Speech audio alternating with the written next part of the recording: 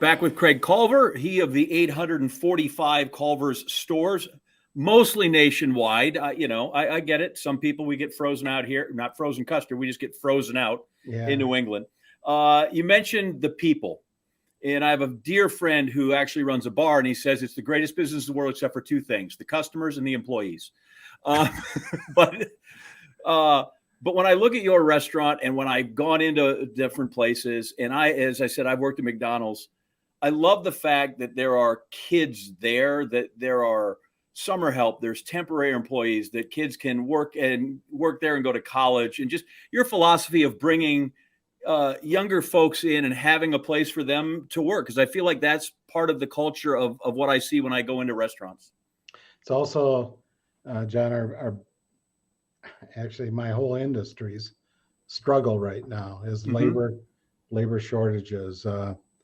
We're paying $15 to $20 an hour today. I would have never, years ago, I would have never ever thought that. But I mean, they talk about livable wages.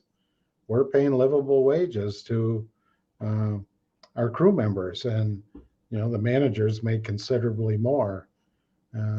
But that's the way it is, and we want the best people. We're going to pay for them. We want them.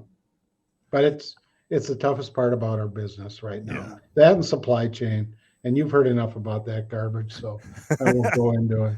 So. I got a buddy that says, I used to love people, but people ruin that for me. Right? I mean, that's kind of where we're at in today.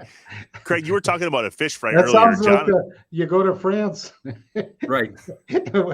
I won't go there. I won't touch it. Fish fry. You were talking about the fish fry that you used to serve in the supper club.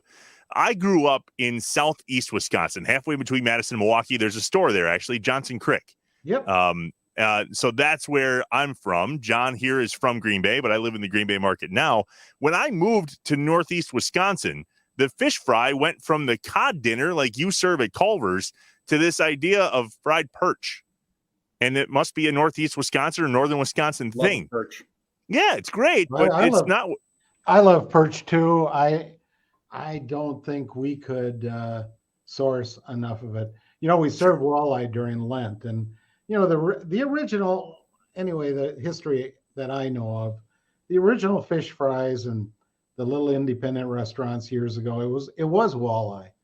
And then as that became too expensive or a shortage of it, they went to lake perch, not ocean perch. Sure. And eventually it went to haddock.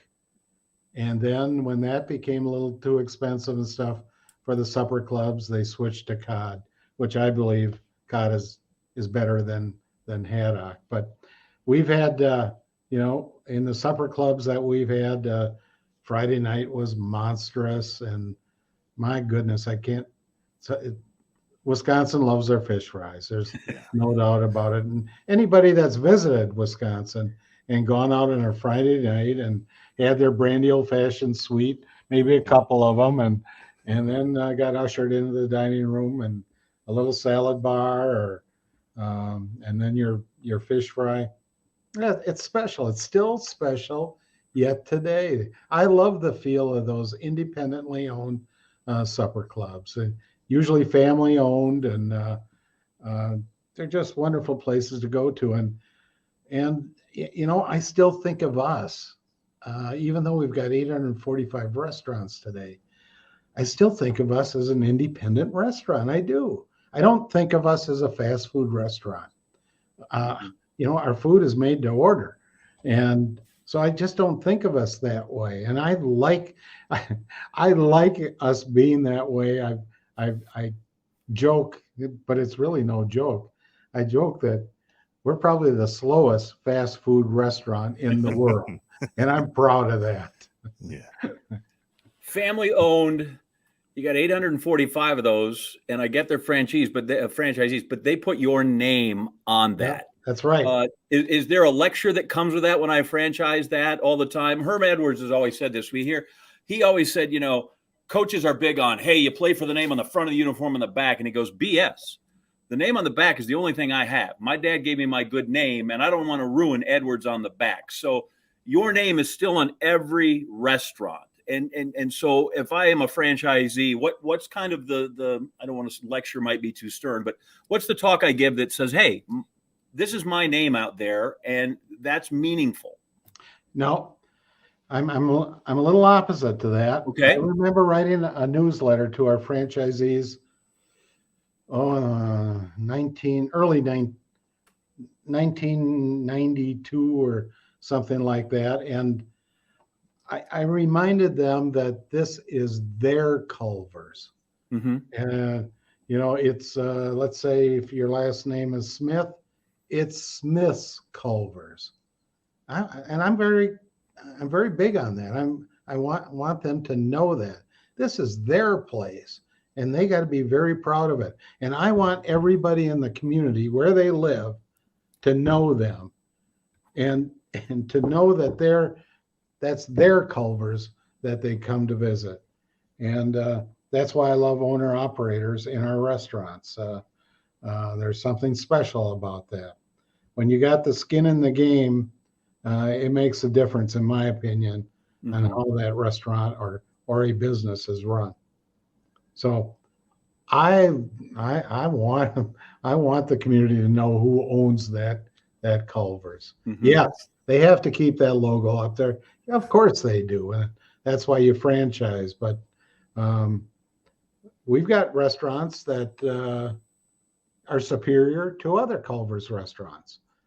And it's because of the the operators running the restaurant, and the people they surround themselves with.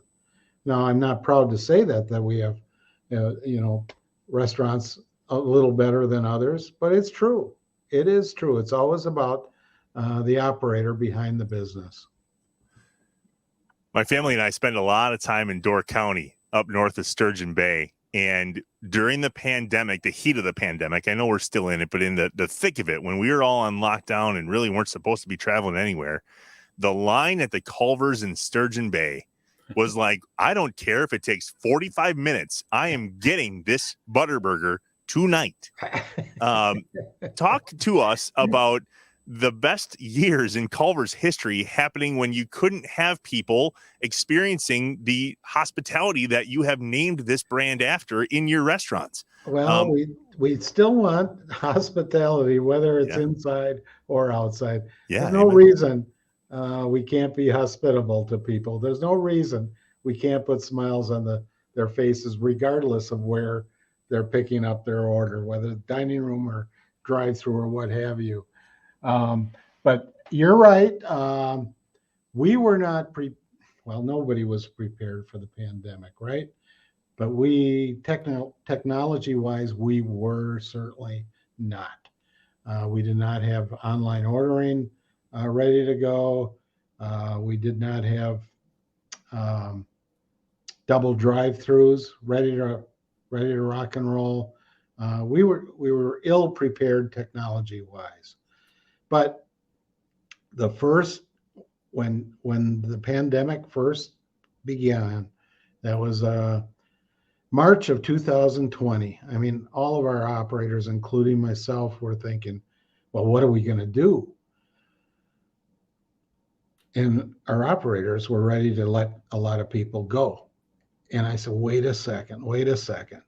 Can't do that. We got to keep our people. We got to act as if we're at full blow. And we got to use all of our people, even though it's only drive-through. And so we had an epiphany about that. And so we put all of our energy into the drive-through as best we could. And we kept our people. And we had, like I said, a monstrous year. We got scolded by the police in many communities many times, because those drive-through lines, as you were talking about, were extending out into the highways or the roads outside of our restaurants. And the police would come in. You got to get those people through the drive-through faster. and we did, and we tried to do today. We're technology-wise, we're far more prepared, and we learned some things during the pandemic. Makes And me you're wonder right, how many of those. it still continues yet today. Yeah, I think you're doing just fine. It makes me wonder how many of those police officers came inside and said, "Hey, get these people through this line. And by the way, I'll take a medium concrete mixture with Heath Right. while I'm here." That I don't know about that one, but I hope they bought something. Give me your best tale from the drive-through. My best tale. Yeah, something extraordinary. I don't know. People walk through. Somebody come by on a horse. Did anybody? Oh, anybody? Yeah. I mean, we've had all those. Really? We're an Amish country in a lot of places, True. so the buggies will come through drive-through. Sure, they will. We have walkthroughs, of course. We have bikes that will go through drive-through. Yeah. Well, during that time, they had to, because that was the only place we could serve them. So, yeah. John and I spend a lot of time talking about sports in the state of Wisconsin because those are some very recognizable faces. And you mentioned earlier that you're all over TV and on the Culver's commercials, and obviously people know the voice and the name Craig Culver. Who's got the love for hockey in your family? Because if there's a hockey event in the state of Wisconsin, Culver's is on it. I was just watching, what was it, a week and 2 weeks ago, the Quick Trip was sponsoring an event, and I didn't even know it at the time, but I saw our name in the ice as well. We were one of the sponsors, but Quick Trip was a major sponsor. Yeah, we're on at UW, where you'll see our logos on the sideboards. I don't have a big love of hockey as much as I used to, but hockey has been good to us. It really has. And when I don't know if you remember when we did the event outside at Camp Randall. Oh yeah, I think Wisconsin played Michigan, and we were the sponsor of that. And I can't recall who the coach was at that time, but we had $100 bet, and I said, "You can't fill this stadium," and he said, "I'll bet you $100 we do." Well, he didn't, and I never got my $100 either. So.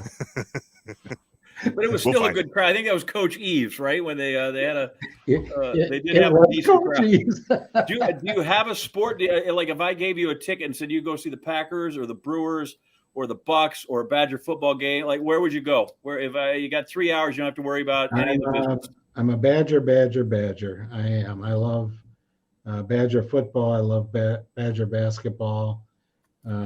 We've had outdoor seats at Camp Randall but we bought them when Don Morton was the coach, and so everybody was exiting. We bought 8 tickets on the 50-yard line, and and then we've got a suite at Camp Randall as well. Green Bay, of course I love the Packers, but I don't go up there for the Packer game. Very much that is, and it's a 4-hour trip, and I love watching it on TV. No different with golf. I love watching the Masters on TV versus going there. And the Brewers and the Bucks, I'm not as huge a fan, but when they're having the years like they've had the last couple, they're fun to watch as well. So I'm a Wisconsin fan, all in all. Even UW Oshkosh, I like to support them as well. And the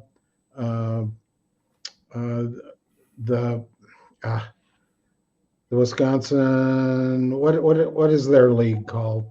UW Oshkosh and Platteville. What is it? The WEAC. WEAC, thank you. Yeah. We're a big supporter of that as well. As a matter of fact, we supported the bowl game, the Isthmus Bowl, that was played this year in Verona, Wisconsin, between River Falls and college from Chicago area, Naperville. So, yes, I love sports. There you go. Yeah, got it. When I worked in Tulsa, we had a kid come in. He went to school at North Dakota State, North Dakota. And he comes in, he works there. His dad had used to work. He worked in Tulsa previously and interned at the CBS station I was at. Kid's name was Chad Morton. Took me a while to put it together. But I'm like, wait, Chad Morton. Was it Don's son? Yeah, it's Don's son. Was it Chad, really? really nice kid. And he thought he was probably safe, right? Tulsa, Don was big. Everybody enjoyed Don and what success he had. And then he runs into a guy from Wisconsin who's like, yeah, I know your dad had some tough years up there. I've gone to a hockey game at North Dakota in State. Madison. So, those are a trip. So I have one more before we break real quick. And it's about the family name and it's about the franchisees. How have you kept it in the family? Because I got to imagine there's some whale that has come through and wanted to buy your piece of the business. Well, I already have a home in Scottsdale. It's not going to change my life. It just isn't. If we sold out for $1 billion, really, what's it going to change? It's our name up there, for one. I was stupid enough to put it up there in the first place. It'd be a lot easier to do if our name wasn't up there. But I've said to my daughters, I have 3 lovely daughters, and I said to them a few years back, wouldn't it be cool? We're currently a 37-year-old company. Wouldn't it be cool if we became a 100-year-old company and still family owned? And of course, I'm not going to be around for that. And my daughters probably won't be either, but you've got to set the structure up in place now that possibly could take you there over the enduring years. So I love being a family-owned business. I do. And I think there's something special about it. And I represent a whole bunch of franchisees. And I know that, and they're all families as well.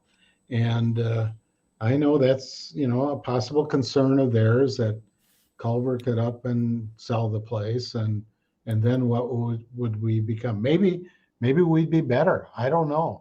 But But we're not going to find out. For that. Yeah, we're not going to find out. And I'm over here hoping one of your daughters hangs on to the family name, because that, we talked to the Leinenkugel family about that. Like, how do we keep this? All 3 girls, their last name is Culver. Good deal. They're all married. They all married a Culver. Can you believe that? Yeah, who would have thunk?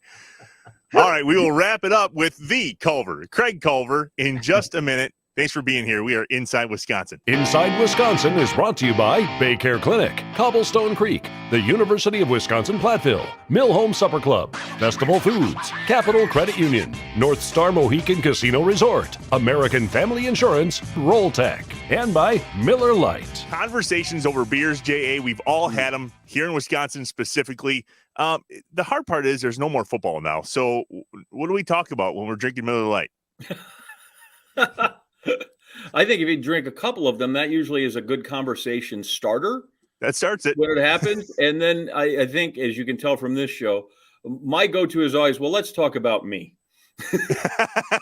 Got it. So when we're drinking Miller Lite together, we'll just talk about you. We'll just talk about us. I tell you what, they are, I thought of Miller Lite just prominently, and I didn't know a way to work it in. But to me, along with coaching, analyst, video games, John Madden busting through the Miller Lite poster, right? Like that to me is almost as big a chapter in his life as it was all these other things. He was terrific. And the commercials back in the day, it's kind of like the Sports Center spots were just so cool and so memorable. And hopefully we get Euchre on the show at some point to talk about sitting in the front row. Yes. But part of that is if you're of a certain age, you could Miller Lite, you could just talk about the great old spots. And that was one of the things that I thought of with John Madden. Maybe not the first thing, but still a very prominent thing that I thought. It's exactly what Matt Kenseth went back to too. Hey, Matt, you ever been to a Brewer game? Yeah, I was actually up in the booth with Bob Euchre drinking Miller Lite. He's got a whole fridge full of it up there. It's crazy. Yeah. Oh man, Miller Lite, great taste, 96 calories. Go to MillerLite.com/Inside Wisconsin to check out options near you, or you can pick some up pretty much anywhere, literally anywhere here in Wisconsin. Celebrate responsibly. That word celebrate means something different today. Moving on. Miller Brewing Company, Milwaukee, Wisconsin, 96 calories and 3.2 carbs per 12 ounces. What do you want to talk about, John? It's all about you. Well, first off, 96 calories, fine. I get we're trying to be low calorie. I just feel like 100 is good. 96 is right in the A range. 97. It's probably really FDA good. required. We Yeah, get it. 96, whatever. So that and the fact that they went back to the white can is also very Amazing big to me, right? And I don't know if the throwback can, but apparently that was a big hit. Smart right? move. When people did that, it went crazy. Why mess with the original? Why? It came back from all the movies and everything. Right. Go grab one today. Miller Lite.